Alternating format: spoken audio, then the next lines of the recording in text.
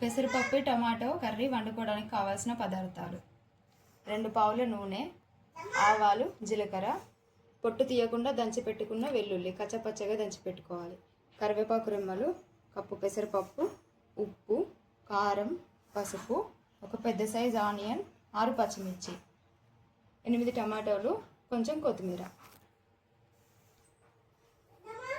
ఇప్పుడు ప్రాసెస్లోకి వెళ్దాం. స్టవ్ వెలిగించి ప్యాన్ పెట్టుకోవాలి. ఆయిల్ వేసుకోవాలి.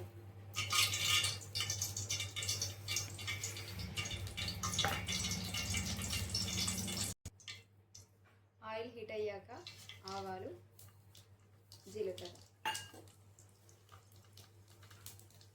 వెల్లుల్లి రెబ్బలు కూడా వేసుకోవాలి. వెల్లుల్లి కొంచెం వేగిన తర్వాత కరివేపాకు వేసుకోవాలి.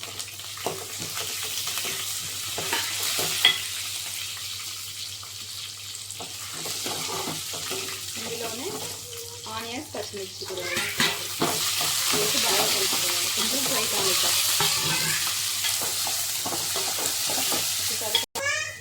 ఇప్పుడు పసుపు వేసుకుందాం.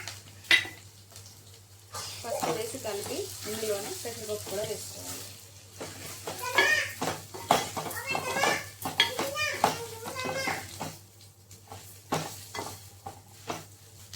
పెసరపప్పు నూనెలో కొంచెం వేగనివ్వాలి.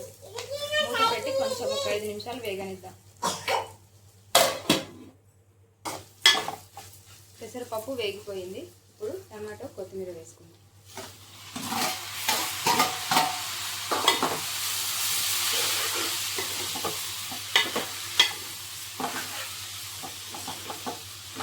టమాటో కలుపుకొని మూత పెట్టి ఒక 5 నిమిషాలు మగ్గనిద్దాం. టమాటో కొంచెం మగ్గిపోయింది. ఇప్పుడు వాటర్ వేసుకోండి.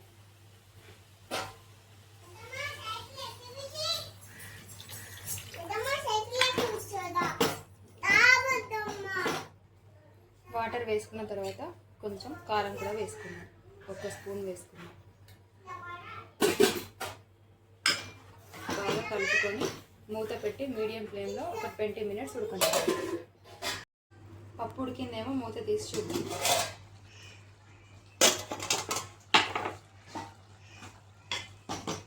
పప్పు బాగా ఉడికిపోయింది. ఇప్పుడు కొంచెం సాల్ట్ వేసుకోవాలి.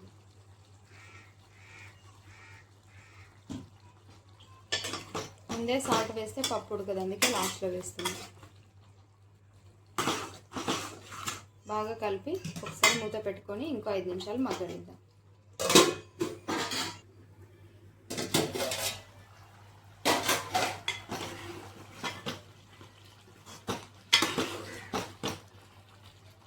స్టవ్ ఆఫ్ చేసేసుకుందాం. అంతే ఫ్రెండ్స్, వేడి వేడి రుచికరమైన టమాటో పప్పు రెడీ. మీరు కూడా ఇంట్లో ట్రై చేసి ఎలా ఉందో చెప్పండి.